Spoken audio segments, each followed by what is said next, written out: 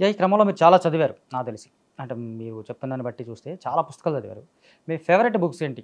అంటే favourite books చాలా ఉన్నాయి, ఒక్కటే అని చెప్పలేను నేను. అంటే నేను ఎక్కువ ఫేవరెట్ రైటర్స్ కూడా చాలా మంది ఉన్నారు. ఇప్పుడు నేను అల్లం రాజా సాహిత్యాన్ని బాగా ఇష్టపడతాను, తుమ్మెట రఘుత్వం కథలను ఇష్టపడతాను, కలకూరు ప్రసాద్ పిరికెడ్ ఆత్మగౌరవ కోసం నేను రెగ్యులర్ చదువుతాను. నన్ను బాగా ప్రభావితం చేసిన పుస్తకాలు ఏంటి అని అంటే రంగుల వలన ఒక పుస్తకం ఉన్నది. నేను ఇప్పటికీ అది రోజుకి ఒకసారి చదువుతూ ఉంటాను. అది సినిమా బ్యాక్టర్ కమర్షియల్ నవల. ఆ రైటర్ ఆదెల్ల శివకుమార్. ఆయన 3 నవలలు నాకు చాలా ఇన్స్పైర్.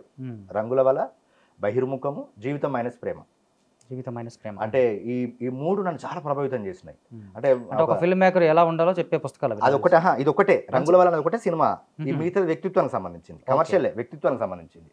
అంటే నాకు ఏంటిదంటే రంగుల వల్ల మీరు ఇచ్చారు, నేను చదివాను. నిజంగా అది చదివితే నిజంగా ఒక మంచి film maker, aspiring film maker అనేవాడు ఎంత స్ట్రిక్ట్ గా ఉండాలి, ఎంత పర్ఫెక్ట్ గా ఉండాలో, ఎంత పేషెన్సీగా ఉండాలో తెలుస్తుంది. ఇప్పుడు నాకు మీరు ఇంట్రోలో చెప్పారు కదా 100 సార్లు ఆత్మహత్య చేసుకున్నాను అని. అందులో మనకు విషయం అలా నేను సగం కూడా బల్లే. ఆ శంకర్ అనే క్యారెక్టర్ నేను సగం కూడా పడలే. అంటే మీకు చెప్పినప్పుడు అర్థమైపోతుంది. అట్లా చదివేవాడిని. అట్లా 2009లోనే అక్కడ వండుకుంటూ పుస్తకాలు చదువుకుంటూ, అప్పుడే ఇంటర్నెట్ పెట్టించుకుని Orkut, Facebook, mails, writing practice చేయడము, టైపింగ్ ప్రాక్టీస్ చేయడము, అట్లా కొంత వర్క్ నేర్చుకుంటే. ఎప్పుడైనా కథలు పంపించారా ఏదైనా పత్రికలు కానీ మ్యాగజైన్స్? నేను అంటే కథలేం పంపలేదు కానీ ఆర్టికల్స్ పంపించాను. ప్రతి అంటే ఏ కైండ్ ఆఫ్ ఆర్టికల్? ప్రతి సమస్యల మీద. ఇప్పుడు సమాజం యొక్క సమస్యల మీద నా వాయిస్ని పంపించేవాడిని. అట్లాగే చిరంజీవి గారికి సంబంధించి కూడా మీరు కొన్ని ఆర్టికల్స్ రాసినారు. 3 ఆర్టికల్స్ రాశాను. ఒకటి ఏమో కోవిడ్ టైంలో అతను బాగా హెల్ప్ చేశారు, దానికి ఒకటి ఆర్టికల్ రాశాను. మొన్న పద్మవిభూషణ్ వచ్చినప్పుడు అదొకటి. ఈ 2 బాగా ఫేమస్. పద్మవిభూషణ్ వచ్చినప్పుడు 2 పత్రికలు రాశాను. ఫోన్ చేసి పలకరించారు చిరంజీవి గారు. ఏమన్నారు?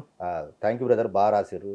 అంటే నా గురించి పూర్తిగా తెలిస్తే, నన్ను అర్థం చేసుకుంటే ఇంత మంచిగా రాయగలుగుతారు అని చెప్పేసి బాబీ గారని చిరంజీవి గారు పిఆర్ఓ గారు అతను ఫోన్ చేసి మాట్లాడించాడు.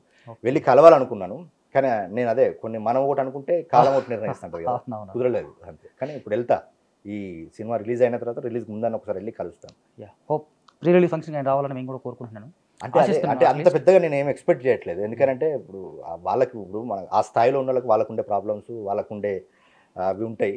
నాకు ఒక వాయిస్ చెప్తే చాలు నాకు.